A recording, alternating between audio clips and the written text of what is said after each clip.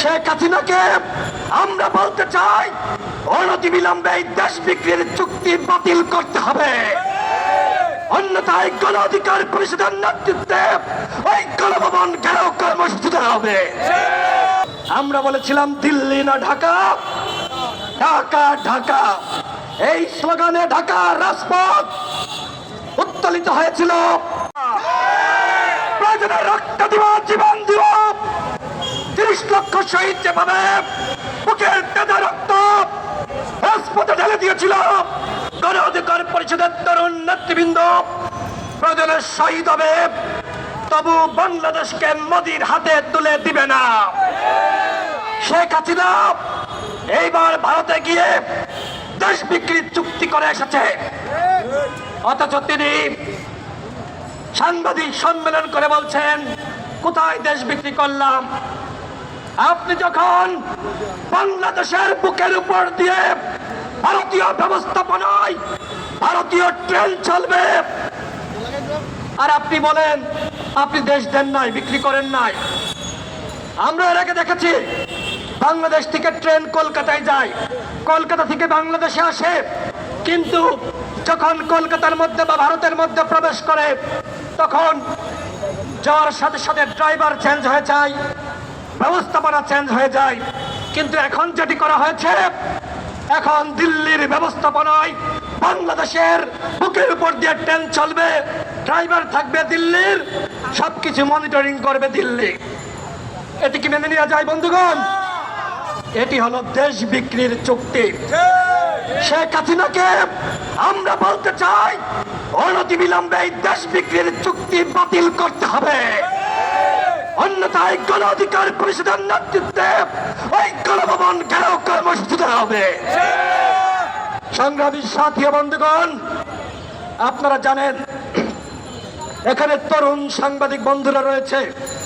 আমরা যখন 28 অক্টোবরের পরে এই ঢাকায় সবার মধ্যে ভয় আতঙ্ক, যখন বড় দলগুলো রাজপথে কর্মসূচি পালন করতে পারছে না, তখন গণ অধিকার পরিষদ এই তরুণ নেতৃবৃন্দকে সাথে নিয়ে রাজপথে স্লোগান দিয়েছিল, হাসিনা মোদির নির্বাচন মানবে না রে জনগণ। আমরা বলেছিলাম দিল্লি না ঢাকা, ঢাকা ঢাকা, এই স্লোগানে ঢাকা রাজপথ উত্তোলিত হয়েছিল, এই স্লোগানে ঢাকা রাজপথ প্রকম্পিত হয়েছিল। আমাদের আগে জাতীয় নির্বাচনের আগে কোন একটি দল বলতে পারে নাই হাসিনা মোদির নির্বাচন। আমরা তরুণ হতে পারি, কিন্তু আমরা ভবিষ্যৎ দেখতে জানি। আমরা তরুণ হতে জানি, আমরা তরুণ হতে পারি, কিন্তু আমরা বলতে পারি আগামী 10 বছর পরে আওয়ামী লীগ কি করতে চায়। আওয়ামী লীগ যে ভীষণ 41 হাতে নিয়েছে, এর অর্থ হলো বাংলাদেশকে ভারতের অঙ্গরাজ্য বানাবে, এবং বাংলাদেশের প্রধানমন্ত্রী তিনি যতদিন বাঁচেন তিনি ভারতের মুখ্যমন্ত্রী হয়ে বাঁচতে চান। আমরা সেটি মেনে নিতে পারি না বন্ধুগণ।